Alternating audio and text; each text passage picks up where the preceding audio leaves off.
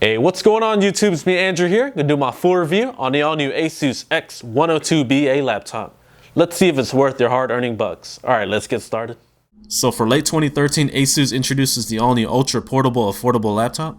This laptop features a 10.1-inch HD LED backlit screen with a resolution of 1366 by 768, 10-finger multi-touch support, AMD A4-1200 processor running at 1 GHz with no turbo boost, 2 GB of DDR3 RAM running at 1066, 320 GB hard drive running at 5400 RPM, AMD HD 8180 graphics with shared graphics memory, HD webcam, 802.11b GNN Wi-Fi, 3 Cell Lithium ion battery which Asus claims you can get up to 5 hours.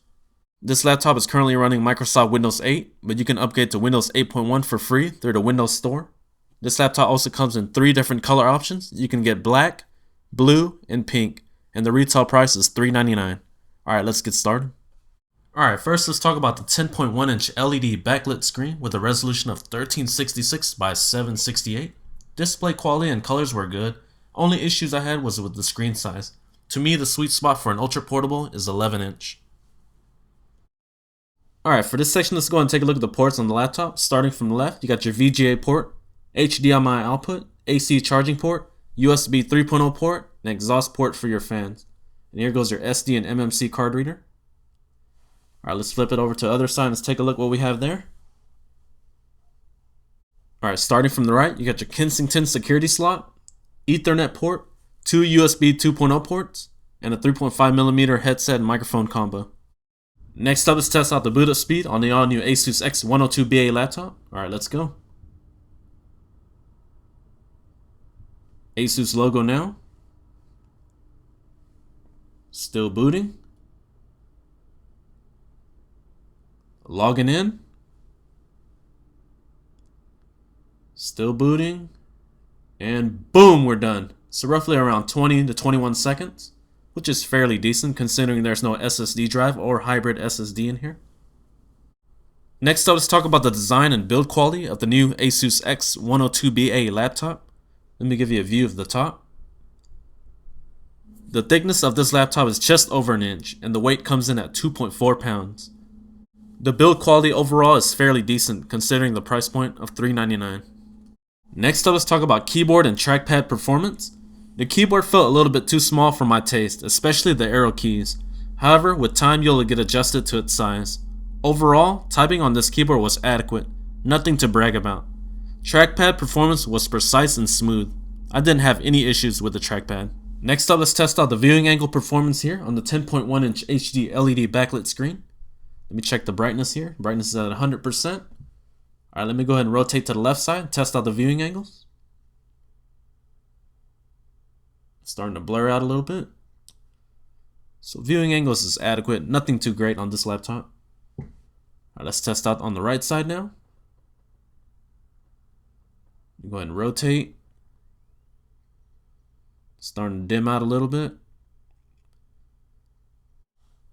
Yeah, it's getting very blurry now. So if you're looking for something with a better viewing angles, you're going to want to look for a laptop with an IPS display. Alright, now let's test out the viewing angles while tilting the display down. Let me zoom out a little bit. Here we go. As you can see here, now the display looks very washed out. As soon as I tilt it back up, you regain the colors.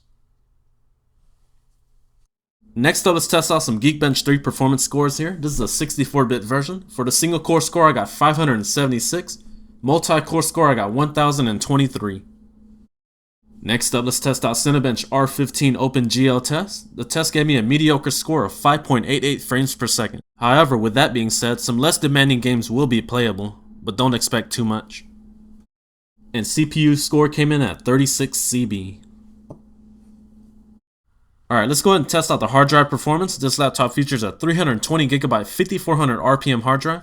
For the read speed, I was able to get 82.78 megabytes a second.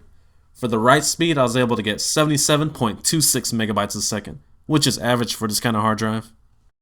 Battery performance was good. On average, I was able to get anywhere from 3.5 to 4.5 hours out of a full charge. That's with the screen brightness at around 70%. The AMD A4-1200 was very power efficient. Next up, let's run through some of the programs and software here and test out the performance of the A4-1200 CPU. Let's go ahead and browse through here. Let's go ahead and launch the weather. Still loading. Come on, A4. Still waiting.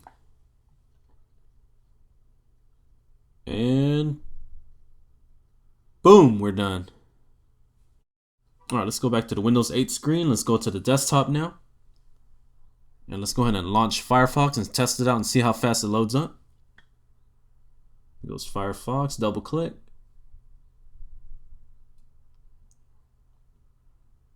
Still loading. And boom, we're done. So as you can see, the A4 processor is not quite that fast. However, with web browsing and word processing and etc., it should be adequate for most users.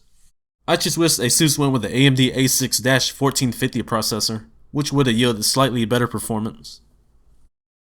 Next up, let's test out the touchscreen on the new ASUS X102 laptop. Let's test out some scrolling here on this website.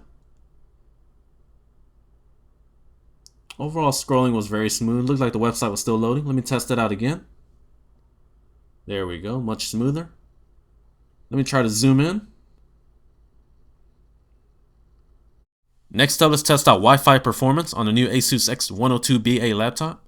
The connection I have at home here is from Time Warner cable, running about 20 megabits down and about 2 megabits up. So let's start the speed test. So Wi-Fi performance looking like I'm pulling about 14 to 15 megabits a second. So about 5 megabits lower than what I'm supposed to get.